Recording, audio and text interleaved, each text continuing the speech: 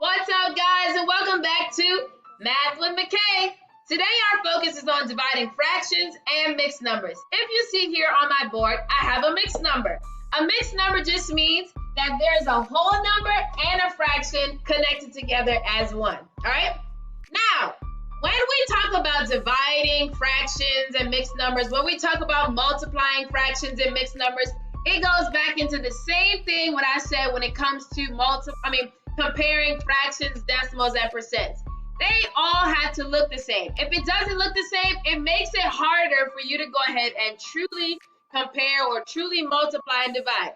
So, what we're going to do really quick is I'm going to show you how to convert this mixed number into a fraction, an improper fraction it'll be, okay? What I do is I like to draw this letter C. So this letter C is connected through an arrow. So I start at the denominator and I draw a C until I get to the numerator. And then I put an arrow on there. So now that arrow is telling me which direction we're going. So we follow the curve until we get to the end. For this, your denominator is going to be the same. So the first step, right? Step number one. First thing you're going to do is you are going to multiply denominator by the whole number, all right? So how this looks is I'm going to put this letter X right in here. I'm going to put the letter X. And I'm going to say 2 times 3 is equal to what?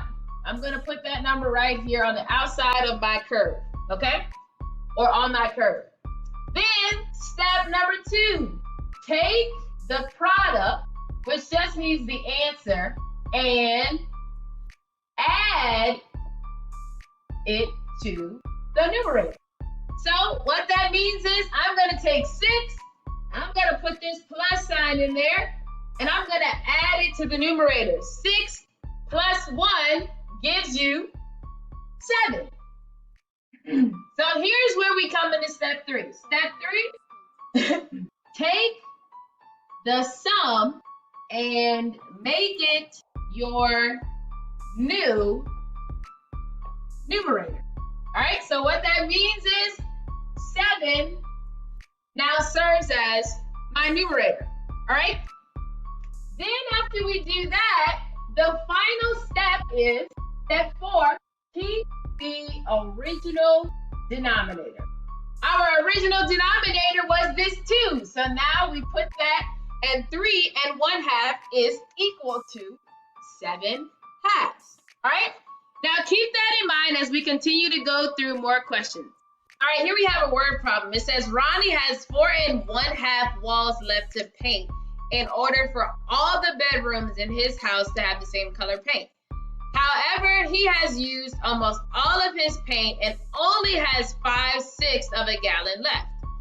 How much paint can he use on each wall in order to have enough to paint the remaining walls? All right. So what we have to do is, first thing you want to do is write the equation. You start off with what you have. You have 5/6, right? So, and then of that 5/6, you still have 4.5 walls to paint. So I need to take 5/6 and I need to divide it by 4 and 1/2. All right. Now, remember I told you before we can actually go ahead and divide fractions by mixed numbers, I gotta take that mixed number and I gotta convert it, right? So we're gonna convert this mixed number to an improper fraction. And how we do that is, remember, we draw the letter C. I'm gonna take the letter C around from the denominator on up to the numerator. And when we do this, we take 4 and we multiply it by 2. 4 times 2 is gonna give us 8. Then we take this 8 and continue on the curve. 8 plus 1 is going to give us 9. And then remember, we keep the denominator as it was. So now, instead of us working with 5/6 divided by 4/2, we're now working with 5/6 divided by 9/2, okay? exact thing. 4 and 1/2 is equivalent to 9 and 1/2. Then after we do that, we have to convert the or change the equation to a multiplication one. So remember, we keep the first one. We change division to multiplication, and then we multiply by the inverse of 9/2. The inverse, the reciprocal of 9/2 is 2/9. Then we would go ahead and take numerator and multiply it by numerator. Here we have 10. Then we would go ahead and take denominator and multiply it by denominator, which is, now a lot of us, we forget to do this final step. Yes, we went ahead and we multiplied this out. Yes, this is the answer that we came up with originally. But whenever we are dealing with fractions, 9 times out of 10, they're always going to give you the simplified form. To find the simplified form of this fraction, we have to find the greatest common factor. The greatest common factor says, what number can I divide into both the numerator and the denominator? And how we figure that out is, you check the numerator. Does the numerator work for both numbers? Can 10 go into both 10 and 54? In this case, it doesn't work. So I check the next number after 10. I work my way down until I find one that will work for both.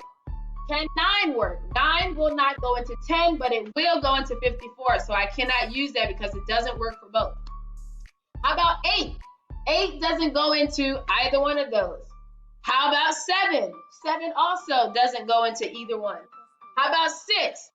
6 goes into 54, but it doesn't work for 10, so I can't use it. How about 5?